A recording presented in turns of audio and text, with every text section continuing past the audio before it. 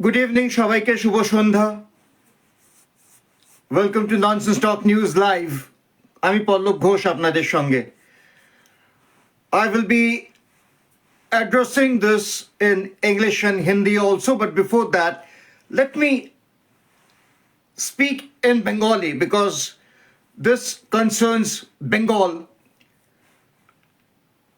Those who are not familiar with the troposphere, it may be Bangladesh and India. But believe me, it's about the Bengalis united. আমি খুব বেশি সময় নেব না। In fact আমার খুব বেশি বলারও নেই। পরে এরপর এই সাবজেক্টের ওপর ডেফিনেটলি চেষ্টা করব রোজ কিছু না কিছু করতে। আমার সেভাবে এই সাবজেক্টটা নিয়ে কিছু করাও হয়নি, করেছি যদিও, কিন্তু আজকে যদি আমি না দুজনকার কথা বলি, তাহলে সত্যি কথা বলতে কি এই লাইভ করার পেছনে যে ইন্সপিরেশন বা একটা মানে উদ্যমটা কেন এলো সেটা বোধহয় বলা হবে না, এবং সেটা ঠিক নয়। এক হচ্ছে, আমার এক বন্ধু দুপুরের দিকে তাসলিমা নাসরিনের একটা ভিডিও শেয়ার করে, যেখানে দেখা যাচ্ছে যে বাংলাদেশে রাজাকাররা বলুন বা অ্যান্টি সোশ্যালস বলুন, যাই বলুন, এই মুহূর্তে যারা মানে পরিস্থিতি একেবারে উত্তপ্ত করে রেখেছে, তারা হিন্দুদের প্রপার্টির থেকে হিন্দুদের উৎখাত করছে, অত্যাচার করছে। এই ভিডিওটা দেখার পরে আমার সত্যি কথা বলতে কি অফিসে বসে বসেই মনে হচ্ছিল যে এটার ওপর আজ আমি কিছু করব, কিন্তু যাই হোক, যে কোনো কারণেই হোক আমি একদম ভুলে গেছিলাম এটা নিয়ে সত্যি কথা বলতে কি লাইভ করা বা ভিডিও করার কথা, আপনাদের সঙ্গে এটা নিয়ে ডিসকাস করার কথা। সত্যি কথা বলতে ডিসকাস করার তো কিছু নেই, আপনারা সবাই জানেন, আপনারা সবাই এটা নিয়ে ভাবছেন, এটা নিয়ে রেগে রয়েছেন, এটা নিয়ে প্রতিবাদ করছেন। যাই হোক, একটু আগে আমার বাংলাদেশ থেকে একজন বন্ধু মুসলিম, তিনি আমাকে বললেন যে রেজ ইউর ভয়েস, কারণ বাংলাদেশে যেটা হচ্ছে এটা কাঙ্ক্ষিত নয়। এবং সত্যি কথা বলতে কি বাংলাদেশে যেটা হচ্ছে এটা তো 71-এ এরম আমরা দেখেছি, তারপর তো আর কখনো হয়নি। কেন এরম হবে, কেন এরম হচ্ছে?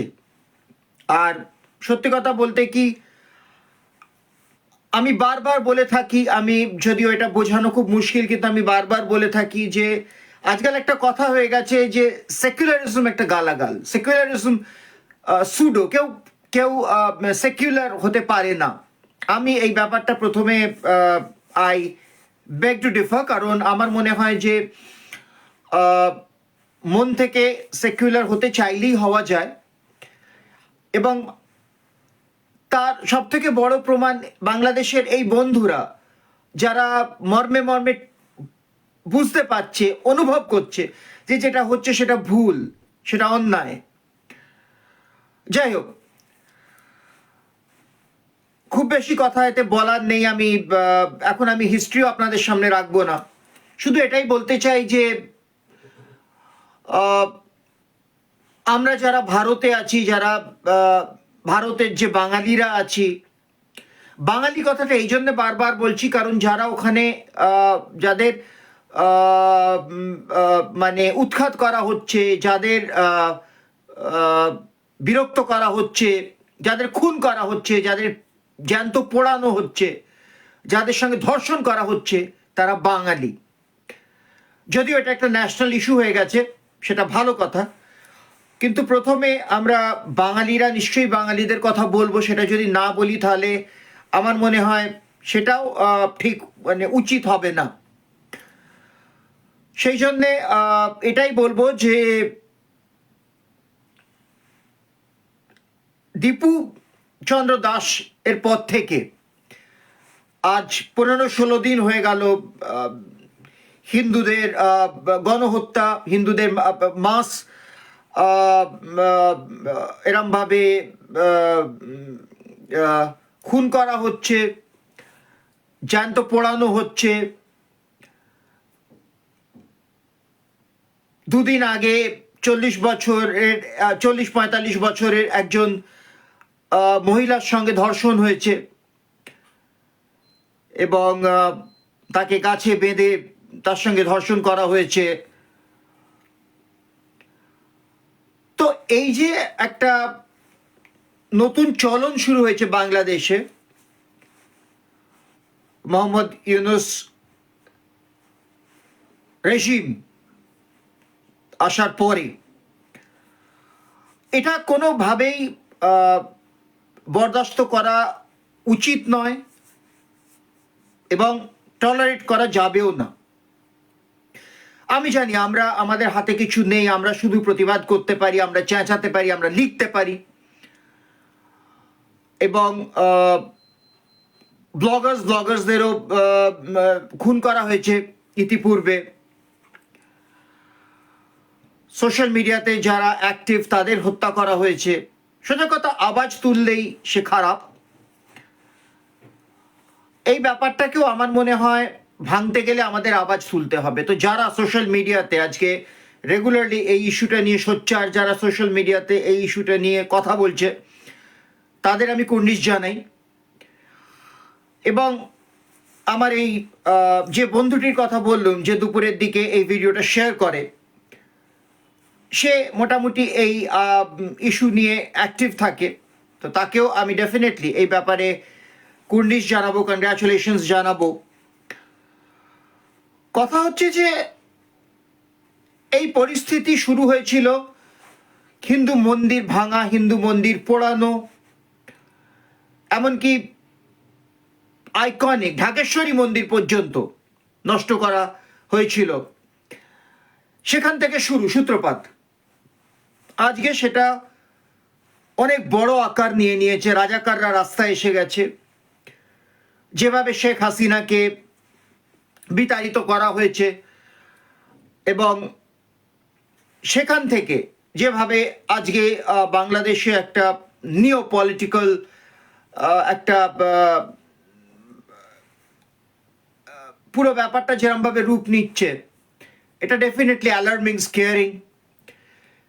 কিন্তু কথা হচ্ছে এর শেষ কোথায় আমরা কেউই জানি না। হয়তো আবার একটা এক্সোডাস হবার দিকে ইঙ্গিত করছে। আজকে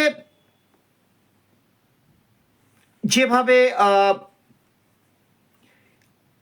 হিন্দুদের ওপর অত্যাচার হচ্ছে এবং সবথেকে বড় কথা, যে হিন্দুরা অনেক বছর ধরে ওখানে আছে তাদেরও আজকে তাদের সঙ্গে এই ধরনের আচরণ করা হচ্ছে। কারণ ব্যাপারটা তো হিন্দু মুসলিমের নয়, ব্যাপারটা তো আবার সেই একটা টেররিজম, এক্সট্রিমিজম ভার্সেস হিউম্যানিটি।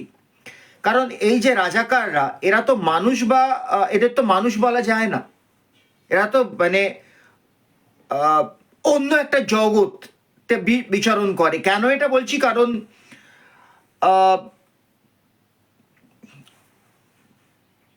প্যালটক বলে একটা সোশ্যাল ভয়েস ইঞ্জিন ছিল, যেখানে ইনফ্যাক্ট এই মুসলিম বন্ধুটির সঙ্গে আমার আলাপ, আরও অনেক লাইক মাইন্ডেড বন্ধুদের সঙ্গে আমার আলাপ হয়েছে। সেখানে প্রো ইন্ডিয়ান রুমসও ছিল, অ্যান্টি ইন্ডিয়ান রুমসও ছিল।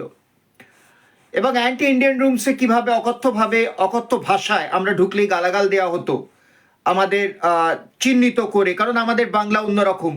কাজে ওরা বুঝতে পারতো যে আমরা ভারত থেকে করেছি, ওরা ইন্ডিয়া বলে। তো যাই হোক,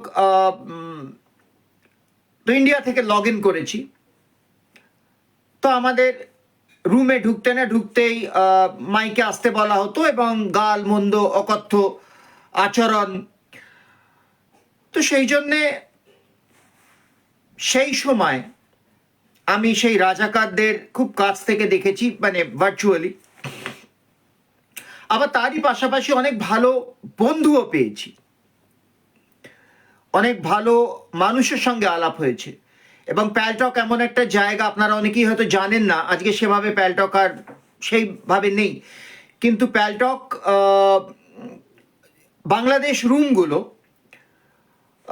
এতটাই পপুলার ছিল যে বাংলাদেশ রুমগুলোতে অনেক বড় বড় লোকজন আসতেন, মানে রুনা লায়লার মতন মানুষ ওখানে পারফর্ম করেছে, ওখানে বড় বড় সাংবাদিকরা এসছে। আমি নাম নেবো না সাংবাদিকদের এখানে, কারণ তারা অল ওয়ার্কিং জার্নালিস্ট। এবং সব থেকে বড় কথা, এক অংশ যারা ইউকে, ইউএসএ, ইউরোপের নানান জায়গায়, এমনকি স্ক্যান্ডিনেভিয়ান কান্ট্রিজেও তারা ওখানে লগ ইন করতো নিজেদের সময় হিসেবে। তারা গান বাজনা, ডিবেট এবং পলিটিক্যাল আলোচনা। এবং ভালো রুমগুলোতে আমি কখনো দেখিনি যে ইন্ডিয়াকে সেখানে টার্গেট করা, ইন্ডিয়াকে সেখানে অপদস্থ করা চেষ্টা করা হয়েছে। কারণ আমরাও বাংলাদেশিদের কখনোই মন থেকে করি না, আমরা সবসময় বলি এপার বাংলা ওপার বাংলা। কিন্তু এই মোহাম্মদ ইউনূসের এই রেজিমে এমন একটা আবার নতুন সময় আসছে যে বাংলাদেশ আর ভারতের মধ্যে একটা দূরত্ব তৈরি হচ্ছে, কারণ হিন্দু মুসলিম ব্যাপারটা এসে যাচ্ছে আনফর্চুনেটলি। এবং এই রাজাকাররা বোঝাই যাচ্ছে এরা 71-এর সেই যে রাগ সেটা খার খেয়ে আছে, এবং সেই জন্য তারা চাইছে না যে হিন্দুরা এই নতুন বাংলাদেশে থাকুক, এবং সেই জন্য সেখান থেকে এইভাবে তাদের অত্যাচার করা হচ্ছে, তাদের বিতাড়িত করার চেষ্টা করা হচ্ছে। কি হবে না হবে আমরা কিছুই জানি না, কারণ এগুলো সোজা কথা পলিটিক্যাল আর কিছুটা ডিপ্লোম্যাটিক ইস্যু। যদিও India government is in constant touch with Bangladesh government, কিন্তু কতটা কি এগোচ্ছে, কোন দিকে এগোচ্ছে, এগুলো সব ডিপ্লোম্যাটিক প্রোটোকল এবং ডিপ্লোম্যাটিকের আন্ডারে হবে। এবং সম্প্রতি যখন খালেদা জিয়া ইন্তেকাল হলো, ইন্ডিয়া গভর্নমেন্ট নিজের ফরেন মিনিস্টার এস জয়শঙ্করকে এমিসারি হিসেবে পাঠিয়েছিল। উনি বেশ কয়েকটা দিন বাংলাদেশে থেকে এলেন, উনি কথা বলেছেন নানান ইস্যু নিয়েও। তো এর একটা আশা করা যে একটা অ্যামিকেবল সেটেলমেন্ট পাওয়া যাবে, কারণ বাংলাদেশ আমাদের খুব কাছের, খুব অন্তরের কাছের একটি দেশ। আমি রাজাকারদের কথা কিন্তু বলছি না, হতে পারে আমার এইটা শুনে অনেকে আমায় গালাগাল দেবে, গালমন্দ করবে, লিখবে, আমি তাদের কথা বলছি না। কিন্তু যে বাংলাদেশকে আমরা চিনি, গান বাজনা, কবিতা, আবৃত্তি, লেখা, স্কাল্পচার, মানে ভাস্কর্য, এবং সব থেকে বড় কথা চিন্তা। অ্যাভারেজ বাংলাদেশিরা পশ্চিম বাংলা বা ভারতের বাঙালিদের সবসময় বন্ধু হিসেবে পাশে থেকেছি। এবং আমি দিল্লিতে বারবার বলেছি, আমি যত বাংলাদেশিদের সঙ্গে মিট করেছি, রাস্তাঘাটে হঠাৎ দেখা হয়ে গেছে, আমার সব থেকে ভালো লেগেছে সবসময় যে এদের মধ্যে বাংলা বলার প্রবণতা।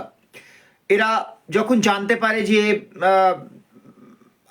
আমি বাঙালি, তো এই যে বাংলা বলার একটা আকুল ইচ্ছে, একটা চেষ্টা, একটা মানে বাঙালি খুঁজে বেড়ানো, বাঙালির প্রতি যে খিদে, এইটা আমি সবসময় আমি কুর্নিশ জানাই, আমি শ্রদ্ধা জানাই বাংলাদেশিদের। আমাকে একবার এই প্যালটাকে একজন বলেছিল যে কেন আমরা ভাষাযুদ্ধ করেছি বলে। আমি বলেছিলাম যে না, ভাষাযুদ্ধ তো করেইছেন ডেফিনেটলি। আমরা 21শে ফেব্রুয়ারি কোনোদিনও ভুলতে পারবো না, যদিও এই 21শে ফেব্রুয়ারিও আবার একটা মানে এমন জায়গায় পৌঁছে গেছে এই নতুন বাংলাদেশে যে সেভাবে 21শে ফেব্রুয়ারিকেও এবারে 21শে ফেব্রুয়ারি পালনই হয়নি। এবং যে যে জিনিসগুলো ইন্ডিয়া বাংলাদেশ বা একটা পরস্পর একটা মৈত্রী ব্যাপার ছিল, সেই জিনিসগুলোকে ইচ্ছে করে নষ্ট করে দেওয়া হচ্ছে।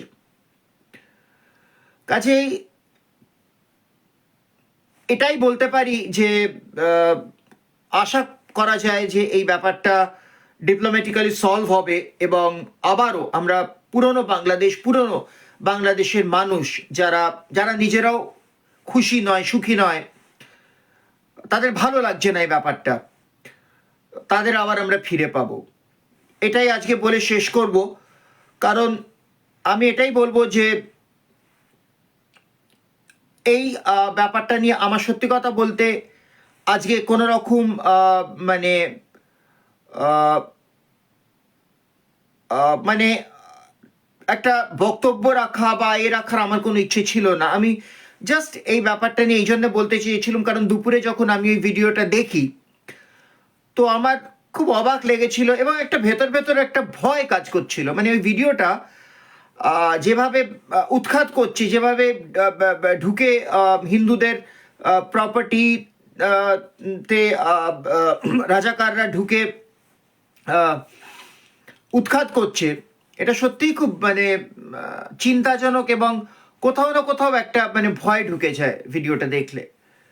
কারণ যারা ওখানে রয়েছে, যারা এর মধ্যে দিয়ে যাচ্ছে, যারা যাদের প্রতিনিয়ত এই ভয়ের সিচুয়েশন ফেস করতে হচ্ছে, বুঝতে পারা যায় যে তারা কিসের মধ্যে দিয়ে যাচ্ছে। তো প্রার্থনা করি এটাই যে এটা যাতে যত তাড়াতাড়ি এই ব্যাপারটার একটা নিষ্পত্তি হোক, এবং যারাই অত্যাচার করছে, যদিও বাংলাদেশ গভর্নমেন্ট বারবার বলছে যে উই উইল টেক অ্যাকশন, এবং এই ধর্ষণের ব্যাপারেও বাংলাদেশ গভর্নমেন্ট বলেছে যে আমরা খতিয়ে দেখছি, এবং সব থেকে বড় কথা যেই আমরা এর প্রমাণ পাবো আমরা স্ট্রিনজেন্ট পানিশমেন্ট দেবো।